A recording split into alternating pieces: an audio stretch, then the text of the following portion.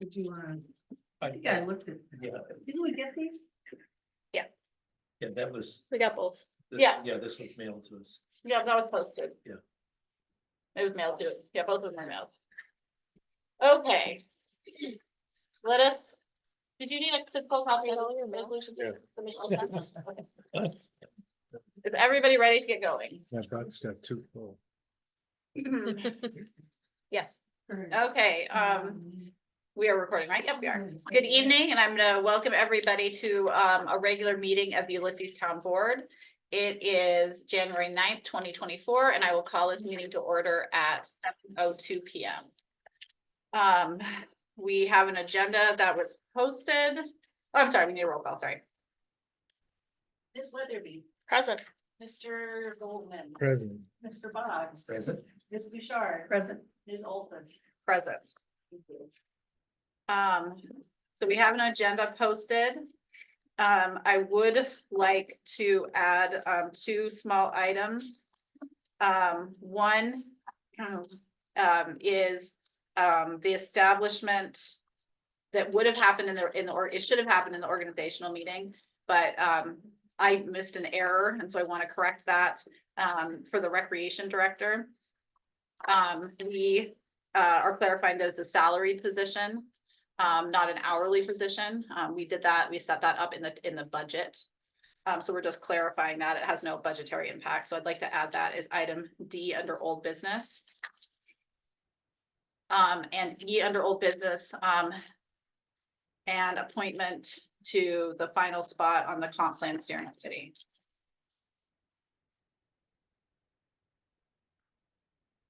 Is that under old business? Yeah, I was just gonna do that under old business. So that'd be item E under 5. Does anybody have any other? Anything they want to add? To the agenda, subtract or modify? No. Okay. Then I'll accept the motion to approve the agenda as amended.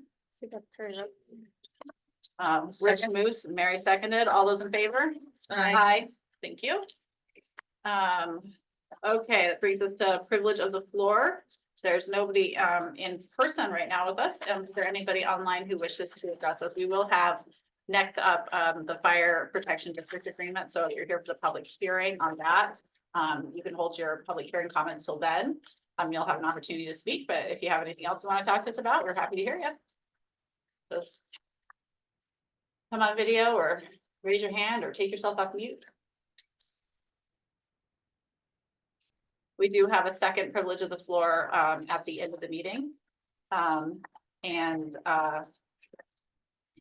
We will, you know what I realized that we didn't have is I did not include the municipal update. Oh, the municipal board and staff reports are too far down. They got moved down to the end of the meeting in December because we started late. So I'm just gonna recommend that we pull if no one has a problem out after the privilege of the floor or after the public hearing, we can just pull the municipal board and staff reports up.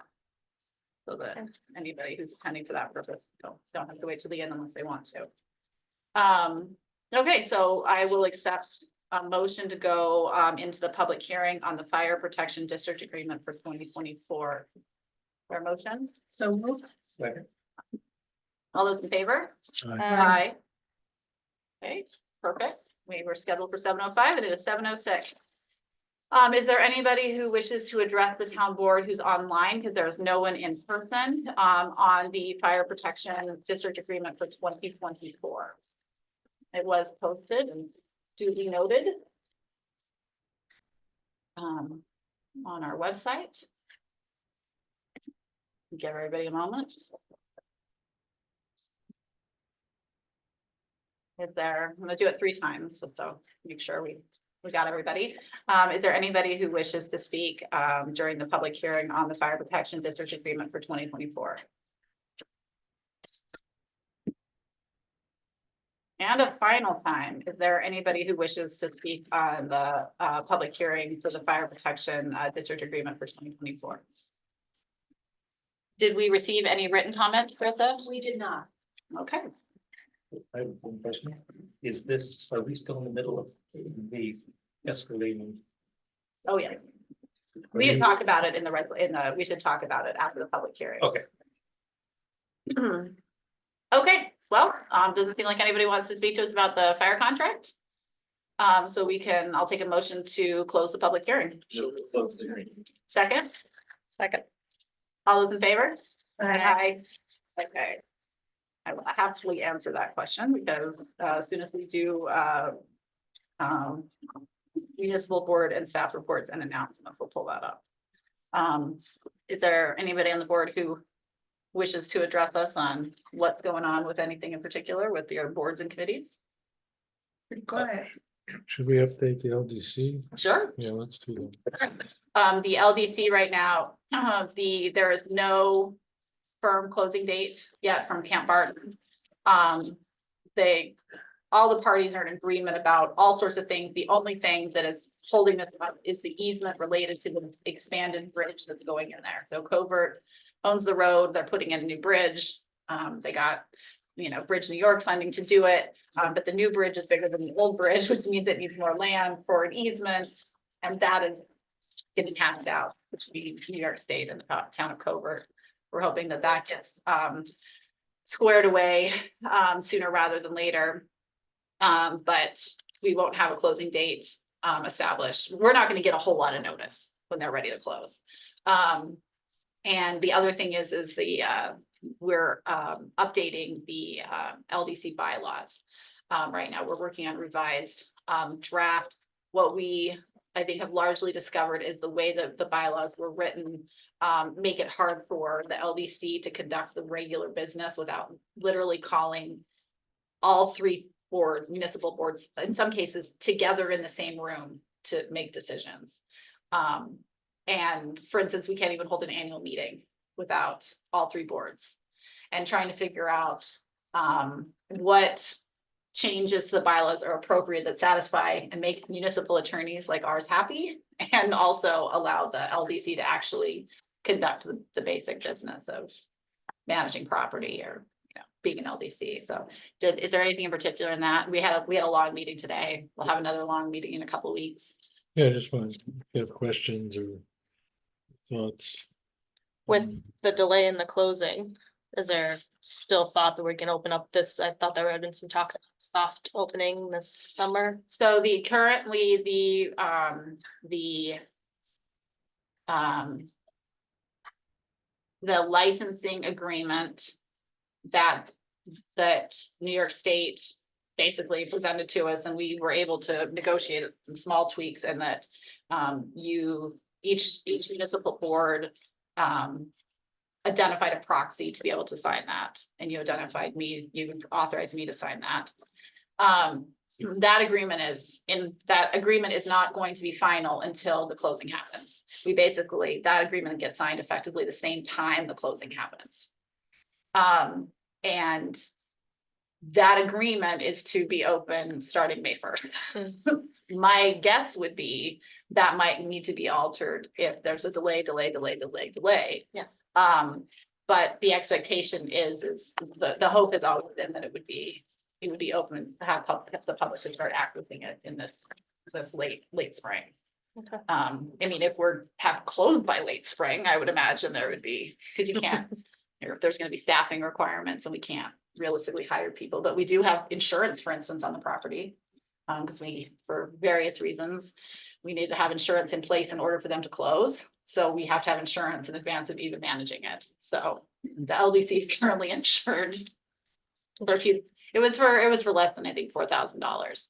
So it was not a bad insurance cost overall, and we have to have it. So we need to be nimble. We can't wait until hearing when closing is because of how New York State operates, and not necessarily having enough time to get a quote. So. How much activity do we expect this year there as far as, what we have to manage or what, we might have to contribute? So day use,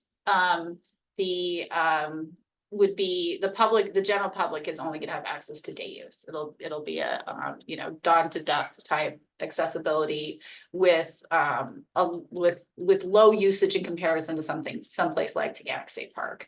So we're not gonna have swimming. We're not going to have, overnight cabins. It really will be, I think, for the first this summer, I would anticipate it being a very lightly used property. Combined with the fact that the bridge is scheduled, although it seems to be getting delayed based on the updates we're getting from Covert. The construction schedule for the bridge replacement is, it was supposed to start in April. It's now gonna be at least a couple of months after that. That's gonna pull out, that's going to make Frontenac into, the paved road into, the park inaccessible. And what Covert's decided to do is actually pave South Frontenac, which has just been operating as an unpaved seasonal road. Because for them, the cost was essentially the same to pave that rather than put in a temporary bridge. So I didn't realize temporary bridges were that expensive. It makes sense that they would be, but, so that also has to be done. They would have to do that regardless, though, quite honestly, of Camp Barton becoming a state park. But for us, that's a really important point of accessibility that will naturally limit access to some degree. Like you can't bring a bus, I don't think, down South Frontenac easily. Certainly not in its current form. Whether or not we'll be able to do that, not like a public bus, but just buses in general. So the anticipation is not that the our summer camp program is not planning to move there this summer. We are gearing up to be able to move there the following summer, though. That's right on my radar screen to make sure we can get in there in summer 25. The scouts are gonna use it. We have an agreement with the scouts. We will have an agreement. We have a draft agreement with the scouts to use it for a set number of days, not to exceed a certain amount, but we don't have that actual contract in place yet. So they would be doing some weekends in particular, but they don't want to do, to our understanding, they don't want to do like week-long camping things. That they want to do weekend use, which is what they've been doing historically. So, but not every weekend. But some use there. I think it's going to be I think it'll be a nice place for people to walk, to go out to Frontenac Falls, to be able to enjoy more space, play a pickup game of softball, potentially something like that. But there's not a whole lot of parking. So that by itself is going to be a limiting factor of how many people can be on it. There's no public, there's very little parking, and there's no current bus service from Trumansburg to that property. And for reference, it's only been 2 summers that we've actually had transportation services, public transportation from the village to Gannick State Park. And that was because our rec director went and sweet talked TCAT into providing it. Yeah. So, I think it'll grow. I think there'll be demand for it because, and that's one of the reasons the LDC has talked about keeping pricing the same as to Gannick, because we don't want to be the cheap option that creates so much traffic, right? It's not that we want to be expensive, but we also don't want to, overinflate, the public coming to the expense of the property itself. We have to really manage the sensitivity of the property.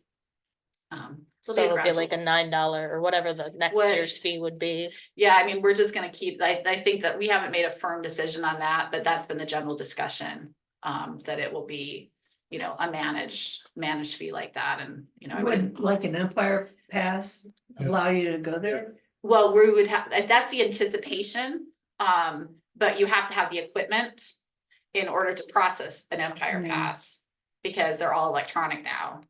And we can't get any of that until it's a state park. So there are so many things that don't happen until you become a state park. So whether or not we can accept the Empire Pass on day 1, I would be really shocked, but that doesn't mean that's not the direction we're going into. That would be our goal.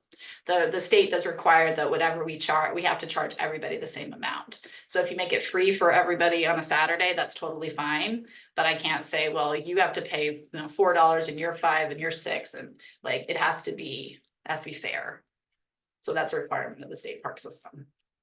So Although if you're over 65, you can go to the state park There you during the week for free. Oh, you can? Really? I didn't know. that's good to know. Yeah, Nice.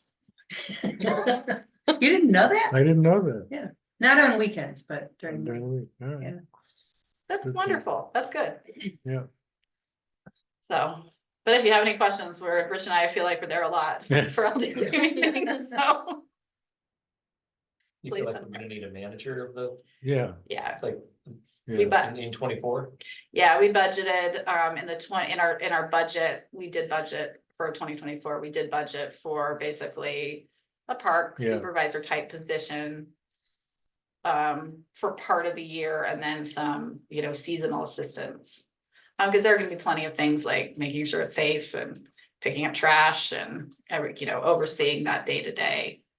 I can tell you, it feels like the year already is going by really fast based on, if we really are gonna be held to May 1st. yeah, But, it doesn't look like it. yeah, because there are so many things you can't take care of. You can't hire somebody unless you actually know you're gonna be opening. Right. So, but we'll make sure that as job postings and things like that come to fruition. But that's part of the reason we're gonna be bringing to you, hopefully, in February, proposed bylaw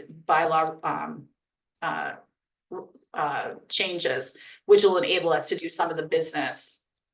Like right now, like all boards should be approving which accountant we hire. Like that's a level of granular detail, like I would hope that we doesn't have to be on, like, that's not the kind of thing I think the municipalities want to have to each individually discuss in that.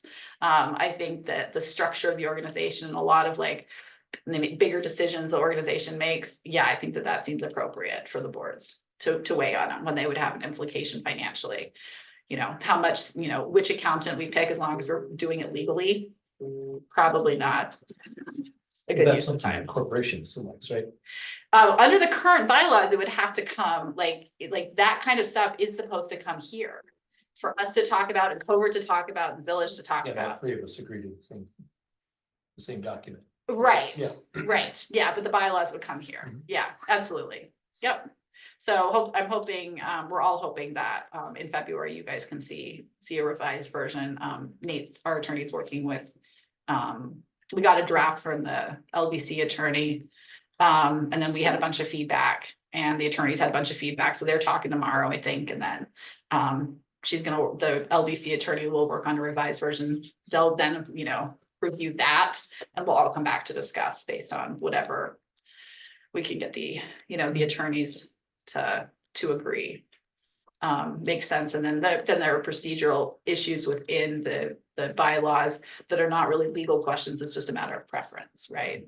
Some stuff is a matter of preference and kind of hashing that out as well. So the original drafts were good. They got us going. They took care of a lot of stuff we need. And we're all building kind of an airplane midair is how I think of this, because we don't really have an alternative model to look at for how to do this with 3 municipalities.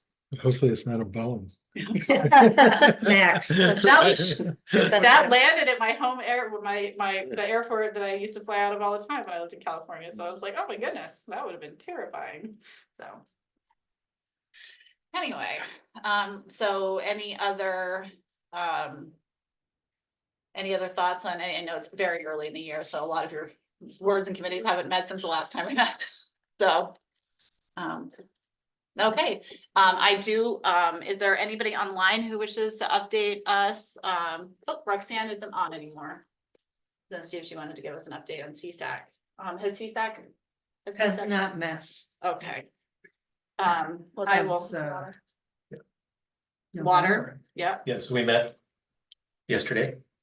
And so we're in transition right now, so the survey is mostly complete. We're gonna see if we talked about whatever the surveys might still come in. It has a pretty good distribution over the town. I think it was about a 25% response rate, but when you look at the map, it looks good. And so most of the meeting was because we've been in survey mode for so long. Now the survey's there, we're like, oh, okay, now what? And so it's gonna take a meeting or two to come up with a plan to, okay, we gotta take this and come up with a product. And so that's supposed to feed the comprehensive plan as well. So probably be talking to you guys to make sure we get something that's Okay. Is useful to you for that. Our meeting tomorrow was canceled. But we'll meet in mid-February. Mhm. Roxanne knows she's on the steering committee, so. When you guys have stuff, let us know.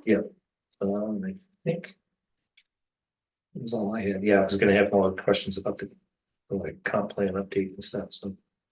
I can give you, I mean, on the comp plan update, I know we got, I believe it was after our last board meeting.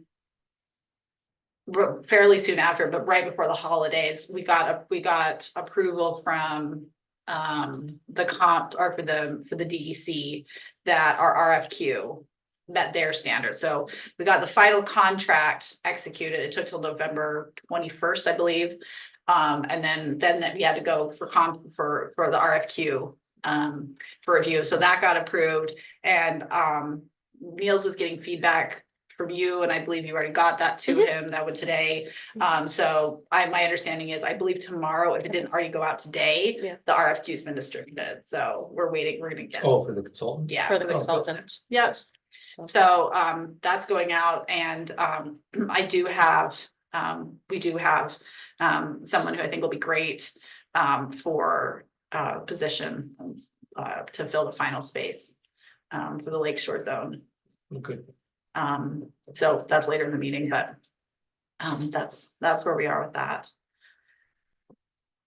And I do have, legislator Corman was not able to attend, so she wanted to share some highlights. And Chris, you already have this, right? So, okay, so I'm just gonna run through the list, so you don't have to duplicate them. So she said that they're looking at adding more beds for people who are experiencing homelessness. Currently, we have a shelter that has 26 beds, and we need 2 to 3 times that capacity. She said, recently I attended, a local housing summit, and the county is in desperate need of additional housing, especially the affordable variety. The third item is, together with the city of Ithaca and the town Ithaca Alliance, will be releasing an RFP to procure an operator for a countywide outreach worker program, combining what was previously the community outreach and rural outreach workers program. And then last but not least, last week, the county legislature elected new chair, Dan Klein, and vice chair, Shauna Black, who was the chair for the past 2 years, to serve as their leadership for 2024. So those are her updates. I think another update that's probably, county related, that's valuable for town residents to hear also, is that the, county has approved the funding for a countywide, EMS, fly car model. And for the pilot year, the county is paying the full price of that, seeing as how it will serve the entire county. And this is to me, this is a really exciting step. It took a lot of work that did not involve me, to get the county to get this point, to recognize that emergency medical services really should be moving, at least in my opinion and other people's opinions, towards the direction of what, like the sheriff's department model is, in terms of, it's not fair to the, individual, ambulance corps to have to pick up slack, and it doesn't work well, in its current incarnation. So this is really meant to help, defray the stress on the individual ambulance corps to cover outside their general territories. So I think that's a huge, so I'm grateful to the legislature for. Did they for figure out approving they're that. gonna keep it? So so this will be the first year, and in December, I voted didn't have any financial bearing, so I was just doing it as that each municipality had a vote, on a shared service agreement. And that was a funding application the county puts forward on behalf of its residents, to request funding for special shared service initiatives. And you can't just do any shared service. It actually has to be a shared service that also is unique. And so they're applying for funding to pay for half of this program, but the county legislature agreed it was so important that we did this, even if we didn't get outside money, that they're just finding the money internally to pay for it. So, it might be in 2025 that they're going to be looking at all different things on the table in terms of how it gets funded long-term. And it might require potentially a contribution from individual municipalities in the future, but all of that is up in the air. There's nothing been finalized, but I'm sure we'll have those conversations in 6 months or so. So, okay. Then let us continue on in the agenda. I'm personally very grateful we were able to hold the public hearing. I was worried that there was gonna be, there would be no electricity. And we would have to reschedule the fire contract public hearing, so we can execute this agreement.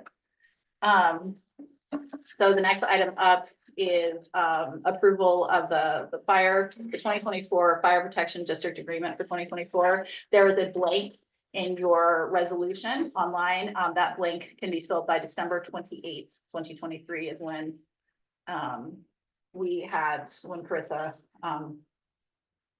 advertised the public hearing. This is the contract hasn't changed in terms of anything related to what we approved budget wise in the 2024 budget that we adopted last fall. The sum is $248,837.05. And we will pay it by February 15th. Any questions or thoughts or? Just the what year we're in that new budget model or funding model or whatever. Yep, we are in year two. Two of 2 of 5. Okay. 2 of 5, and that's that means that we will see the way the funding modeling worked was that prior to last year, prior to the 2023 budget, so 2022 fire contract, the cost that was the bill that we received for services, say in 2022, was based on the preceding 3-year call average. And starting in 2023's contract, it was based on about 75% of the total bill was based on assessment value. And about 25% is based on an average of 3 years for call volume. But the hit, Ulysses is by far the biggest, to use, an animal term, we're the biggest dog in terms of property values of the municipalities who participate. The cost for us to move from a call volume basis to assessment basis in a single year would have been incredibly financially painful. It's being implemented on a 5-year basis, which going with a 20% increase. So at the end of 5 years, we're at 100% of fulfilling that model. So currently we're at the 40% mark of that transition. So so that's why we went up, in part 10%. The fire budget also went up, but we paid for a bigger piece of it because we're moving towards that assessment model. So EMS continues to be at the 3-year average. So. And that one actually stayed, their budget stayed effectively flat. So last for this year, from last. Any other questions about the fire? Thank you. Sure. Okay, is there a motion to approve the 2024 Fire Protection District Agreement? Move to approve as presented. Thank you. Second. All those in favor? Aye. Aye. Caitlin, do you have that? Did you want us to sign that tonight? It's gotta be signed by 3 board members. I will take a minute and go get my computer. I need to, is there any way you could actually send that to the printer? Which is not convenient during the meeting. I could probably do it. Because I also need to get that 284 agreement signed before we leave. That we already approved, but I've got to get you signed. Thank you for that reminder, Chris. I didn't print off a copy. I could pull that up too if necessary. I have a copy of my own. Sounds good. Thank you. Okay, and then next up is the authorizing the contract execution with Bartlett Judith for engineering design services for Curry Road over to Bird Creek. Michelle is on the call if anybody has any questions about this contract. Should we put the price in the resolution? So Michelle, the entire grant is for 1.5 million. And the expectation is that the grant itself will pay for the contract? Is that correct? Yes, well, so, at the current budget, which was what we submitted for, we won't really know the exact cost of how much it's gonna cost to build the bridge until further on in the design process, but at this point, with the budget that we submitted the grant application for, we have about a $32,000 match that is meant to come from our, bridge reserve. There is some, like all budgets, we were hoping that we were putting in some contingencies that will prove that we might be able to just have a zero local match if possible. This is the Bridge New York Culvert Program, which is state money opposed to federal money. So there's not as many hoops to jump through. But the culvert program for the Bridge New York funding program is 100% aided. So there's no local match unless you go over 1.5 million. So long story short, we're projected to use about 32,000 of our bridge reserve for this.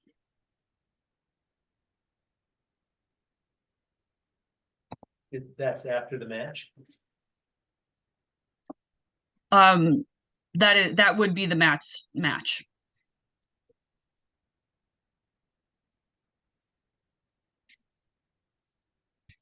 That's what we'll pay, the town pays. Yeah, we're projected to Correct. pay $32,000 total. Everything else would come from the grant. Yes. And speaking of bridges, right, Michelle, to share the good news about that? About the grant Yes. money coming back? Oh yeah, we finally got the cemetery bridge money back to close out the year. So we know for the final payment in this project, the final payment will be, for $1,000 or something like that. So we're not waiting on that money. So this is for specifically design work. We will be contracting with Barton and LaJudas for construction inspection and construction observation at a further date, but that comes a little later. So this was, this contract is for 218,000. And it's just a little bit under what was originally budgeted for this project. What does 218 get? Does that get us construction or is that just design? Design, That's design. Nope. geotech work. Where's that number in the resolution? It's not, that's what Michael was Yeah. wondering if we should add. Well, if we know the number, we should put it in there. Michelle, do you feel comfortable adding that number to the resolution? Yeah. Yep.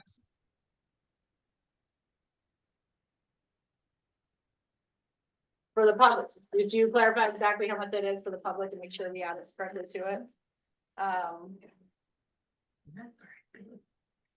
Is that gonna add how much is the amount total, Michelle? 218.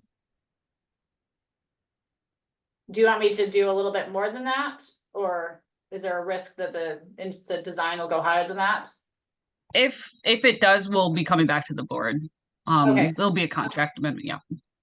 So I just added under the resolved, the very final thing, for $218,000. Well, if we're signing a contract for 218. I mean, is there a clause in there that they can charge us more if they go over their allotted 218? So I think that there's a clause in there about, we'll get updates throughout the design process, and if it looks like we're gonna be in a different spot than what is projected, then we'll know ahead of time and make plans accordingly. And I would commit to bringing back if it's gonna go more than that. First off, we're gonna know that. We don't accidentally spend more on design. Then, that will be something we will monitor. And if there needs to be an alteration, we'll bring it back to the board. Did we for put approval. this out to bid? It was part of Michelle, can you explain how we didn't have to put it out to bid because they were written into the application? Do you want to explain anything related to that? Sure. So in order to design a bridge for New York State, they require, it's a short list. It's it's called the LDSA shortlist, and it's a list of vetted engineer firms who are allowed to design bridges for New York State. And so when we wrote this application, when was it? It was in 2022. When we wrote the application, what we did was canvass the LDSA list for Region 3, which is the New York State DOT region we exist within. Every region has its own LDSA shortlist. And so we canvassed that list and then did a qualitative assessment. There was a committee that assessed all the applications, and whoever, Barton LaJudas came up on top, they rated highest in that process. And that's when they helped with the application and submitted it. And so the way that this Bridge New York process works for New York State DOT is that if you've gone through that canvassing list of those engineer firms that are qualified, then they're good to work as your design engineers. So this has all been approved by the Region 3 office, this contract. They've seen it and okayed it. Find us in such a rich place. I will say that this contract is, we've contracted with Barton and LaJudas for bridge design before, for the cemetery bridge project, and this is a very similar contract to that. Yeah. I got it. Right. The way this project will move is that we basically work in lockstep with our Region 3 office. We don't make a move without their okay. When are they looking at, when will Barton LaJudas start the work? As soon as we start? Yeah, yep. And they've already started work. We've got the money. They're the only engineer firm that can do it at this point. So, and we've worked with them before, so not a huge amount, but they've been reaching out, as you can see from the contract. They've started doing some work with, like, the first thing that they do is surveying, and they subcontract that out. So they've already started a little work there.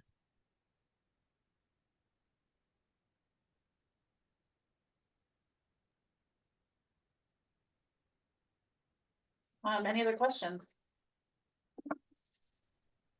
Okay, so I would move, or is someone willing to move the resolution with the alteration that the words for $218,000 are at the final, at the end of the resolved? There's someone willing to So move that? moved. Second, Second. any further discussion? All those in favor? Aye. Okay, and then in the engineering, the engineering fees, those fees should have been included in the organizational packet.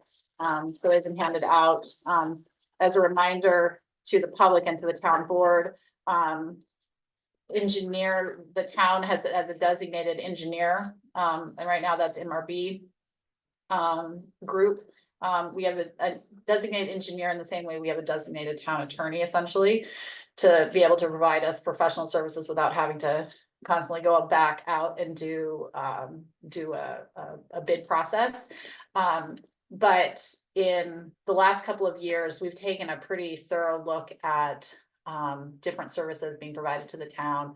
You'll remember going through the process of looking at all the different, we changed insurance brokers, for instance. We changed legal services. Michelle and I looked, and the last time the town has done a vetted process for engineering was in 2014. We probably should have done that sooner than now. Every 5 years is probably a good practice. But if you add 2014 plus 5, you get real close to a global pandemic. So I think in 2020 probably would have been a realistic year to have looked at that, and that's not something we've done. So what Michelle and I are proposing is that, with work plans and projects that are in place, we'd like to, if the board agrees, you don't need to take a vote on it, but we would start in April of going through a process of putting together a request for proposals for engineering services. And we'd also are thinking that it might be useful to, include in that RFP, a look for whether it's possible to find someone who also does, any form of facility consulting, related to kind of managing, contractors or, does any kind of facility recommendation management, things like that. We haven't really gone down that path in I a. thought we did and the guy didn't show up or something. No, He but had- he was, that was, We had to- he couldn't We continue resigned. in the position. Right, right. right. He couldn't continue in the position. So, and we know that there's a lot of facility work that we're probably gonna be having to do over the next 5 to 10 years. It doesn't mean that we would hire, I'm not saying we're hiring a facility manager in addition to engineering, but it might be useful to have somebody that we know we could just go to. That also does our engineering, whether or not someone exists who does all of those things, we don't know yet. But if I did want to bring it to the board that we would like to go out to bid for town engineering services this year. It's overdue. So does that seem amenable to, Yeah, sure. I think so. excellent, great. Makes sense. Michelle, is there anything that I missed in that summary overview that you wanted to make sure I didn't? Not at the moment. Hey, Michelle, I got a question. This is not on the topic, but in the health consortium, is your understanding they still don't offer a spousal policy? It's either single or family? Right, yep. They do that, they do it for dental, not for health insurance, though. It would be really useful if they did. Yeah, but yes, I agree. So I think Sure. you're gonna I'll take it that on. Liz, be sure to call up the previous representative and find out what ground had been covered. I'll bring it up when I find out when the meetings are. Awesome. Okay, well then I would anticipate, that very similarly, the way we handled, in switching insurance brokers, we brought that information right back to the town board for a real, this important, I think it's an important discussion that's happening at this group. So, we'll get working on that in early spring and come back to you for further guidance on that. So, Michelle, by any chance, did you see my text message? I did, yep. Okay, cool, thank you. If you could email me that, that'd be awesome. I'm asking her to email me the 284, so we can get that signed also. Okay, that brings us to item D, recreation director. One of the things that we did in the and this is in your handy little handout. One of the things to make life easier for our recreation director is moving it to, so there's a set pay every 2 weeks. And this doesn't have any budgetary implications. It's just altering how he gets paid. Which has some real benefit for actually both from a management standpoint from payroll and also for the employee. So it's in one of those options where it actually is a win for both of us. And Will has been a very good employee for us since 2020. So that's why we wanted to move into a salaried position. So I will, and it was listed as varied, which is what it has listed as in the organizational meeting. And so I just wanted to clarify that. So I'll move this resolution. Resolved that the position of recreation director is a salaried position at $25,302 for 2024 for the adopted 2024. Where is it? It's right here. It's on a little half sheet, but Oh, in another one. Second. Thank you. Any further discussion? Okay, I'll call for a vote. All of those in favor? Aye. Thank you very much. And then the final item, I'm pulling up my handy dandy notes, is that back in, actually, I don't know what month it was, but earlier in 2023, we modified the comp plan steering committee's structure to specify that one of the positions came from the Lakeshore Zone. I think the board at that point had a discussion that was really important to make sure that that was a segment of the town that was represented that was not represented. Subsequently, Carl Plankowski applied for and expressed interest in the planning board alternate position. You guys interviewed him, Rich and Niels interviewed him. He's been a great addition to the planning board. Currently serves as an alternate. And happens to be also has expressed interest in the comp plan steering committee as well as is a resident of Lakeshore Zone. So we are bringing him forward as a recommendation to fill that seat, the final seat on the comp plan steering committee. So moved. Second. So the motion will be to appoint Carl Klankowski to fill the Lakeshore Zone seat on the comp plan steering committee through the duration of the project. So moved. For a second, all those in favor? Aye. Aye, thank you. So the application you sent the other day, who was that for?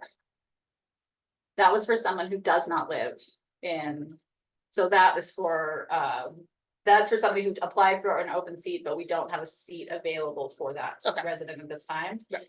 So, I think what we're gonna do is, while we're not, I don't think at this point, there's been a discussion of appointing alternates to the comp plan steering committee. Not yet. Right, I think the idea will be that we'll reach out to them. There are other options of ways to serve in the town if they're interested in.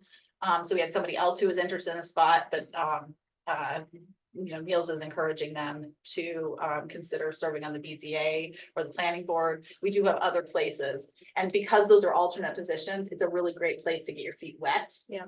For only a year, and then, decide, go through some training. Okay.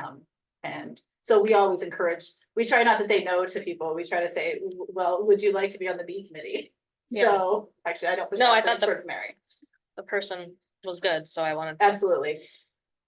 We will follow up. Okay. On that, but that was actually the only reason, I mean, that's not the only reason, but the position that we have open is designated. Yes, no, I understood that, and when I saw the address, I wasn't saw it, making the two, Yeah. the connection, but now I understand.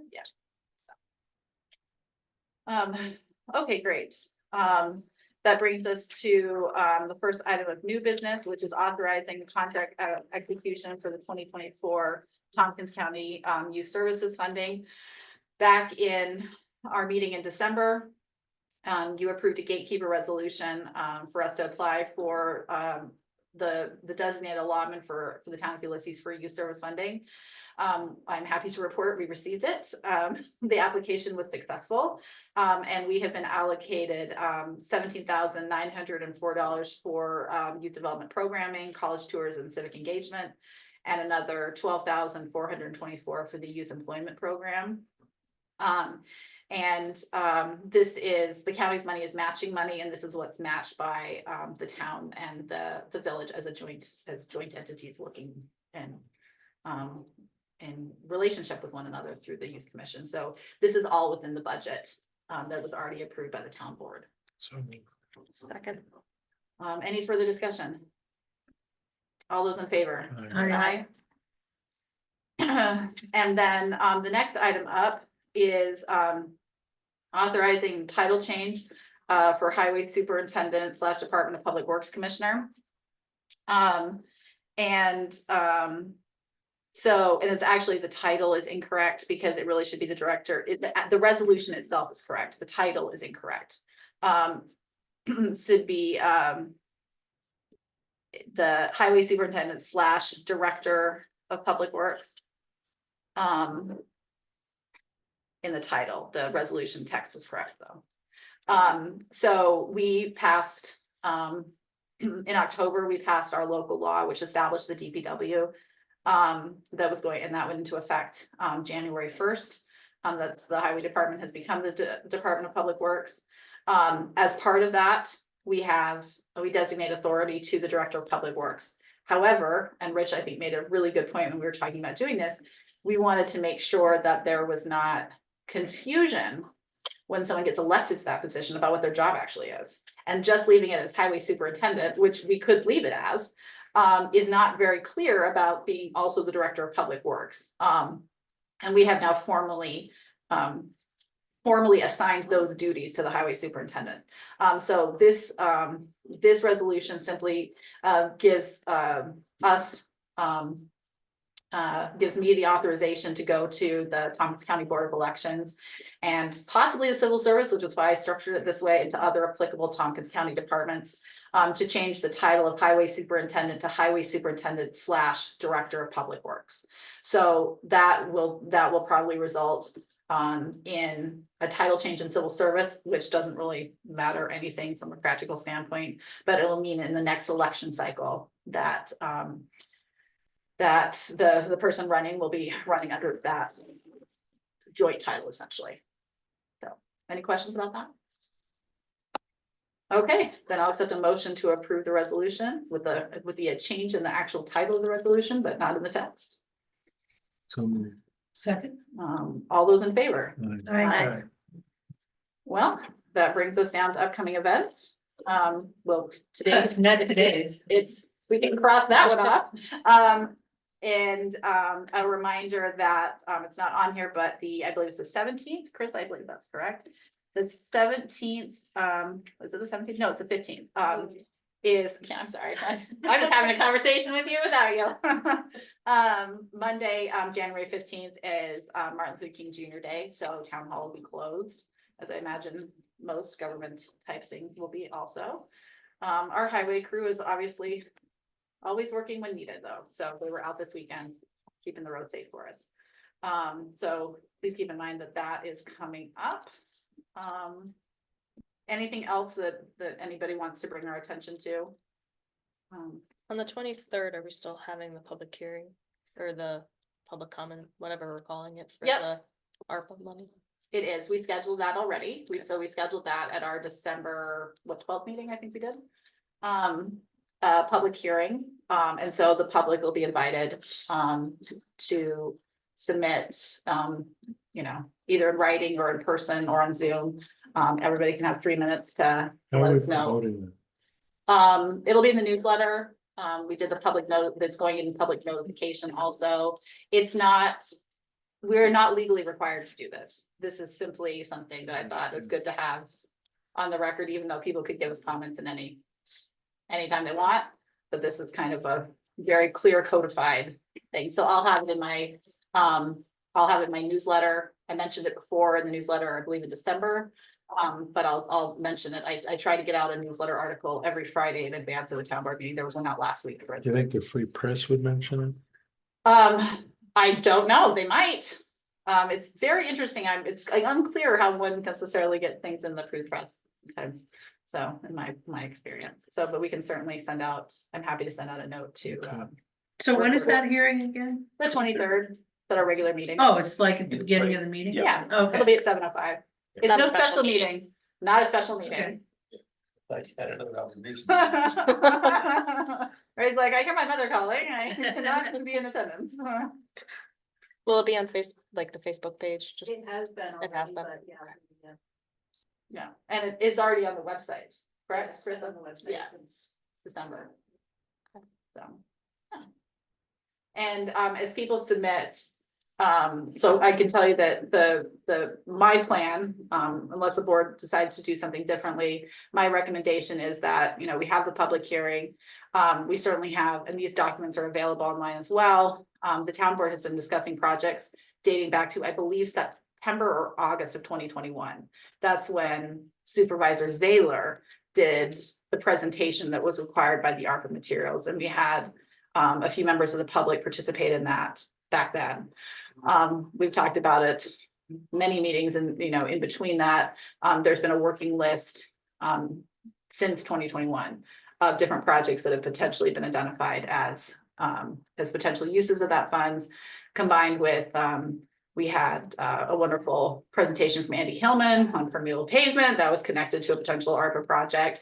So there's, there's been conversation going on at the town board level now for more than 2 years. But my recommendation will be that all that information that's already been collected, any new proposals or ideas for funds, I've asked the staff if they have proposal ideas that they think of ways they think that would make the town more efficient and effective for one-time projects. To bring those to us. And then we'll hear from the public, and then I'm thinking of, essentially effectively packaging that, maybe with some type of bow, and then asking the finance committee to take the first pass, essentially, at going through what seems reasonable, so that they can bring maybe a curated conversation back to the full town board for discussion about how to use it. As a reminder, the money is essentially can be used, the money was provided to the municipalities because it was recognized that municipalities lost revenue during the pandemic. So in the same, in a similar fashion, there was money made available to individuals who met certain income qualifications, right? With the expectation that you didn't have to prove that you lost revenue. It was the expectation that you did lose revenue, right? So there were a couple of different, direct checks to American citizens. Businesses had avenues for asking for money. This money was meant to help governments. It's functioning now to help governments provide general services. There are very few restrictions. We can't put it into our pensions. We can't put it into our reserves. So they want to actually see the money being useful in the economy. But at the same token, the town board has discretion over, as long as it meets general government services threshold of how we use it.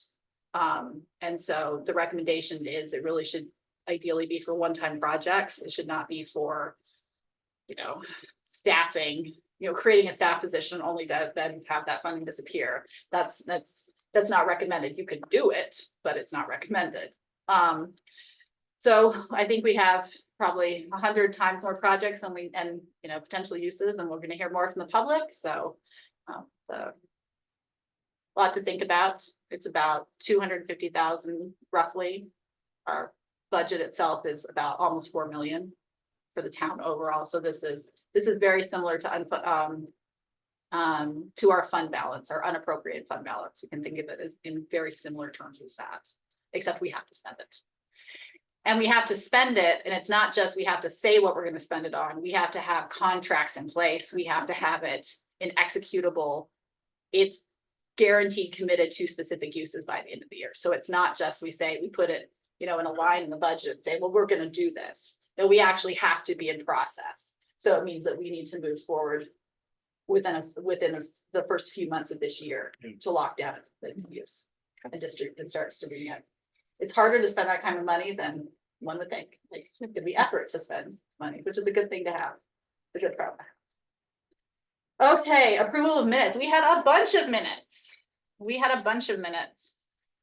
So Krista did a great job getting us a lot. We had the they're in the information packet. We had the public information session on the 9th. We had the regular that was the 9th of November, the regular meeting on the 14th, the regular meeting on the 28th. Then we had a special meeting, a very short one, but a special meeting on December 7th. And we had a special meeting that basically replaced our regular meeting on December 12th. Did anybody have any alterations they needed to the minutes? I know what Carissa was doing in some quiet hours over the break or between the holidays. It looked fine to me. Yeah, I didn't see any. Well, thank you so much. That was a lot of meetings, Carissa, and to the board members for getting through them as well. Then I will accept a motion to approve the minutes as presented. So moved. Is there a second? Second. All those in favor? Aye. Thank you. And then that brings us to, there are no board notifications, so skip on that. And payment of audited claims, if you have a handy dandy voucher resolution. The voucher resolution says resolved that the Ulysses Town Board has reviewed and approved payment of claims. For abstract 13 vouchers in the amount of $16,822.55. And abstract 1 vouchers in the amount of $86,784.68. We can have some discussion if there are questions, but is there a motion to approve? Is So moved. there a second? Second. Any discussion or questions? I know you had a question, Rich, that we answered already. Does anybody have anybody else questions? Okay, and I will call for a vote. All those in favor? Aye. Aye. Thank you. And that brings us full circle back to privilege of the floor. There's nobody in person who wishes to be able to address us, but is there anybody online who wishes to address the board? If so, we're happy to have you just 3 minutes a person. Just come off audio or come on video, whatever you prefer. Okay. Rich, Move to adjourn. Second. thank you very much. 8:03. Wow. Wow, that's a. Hour and 3 I can minutes. tell you.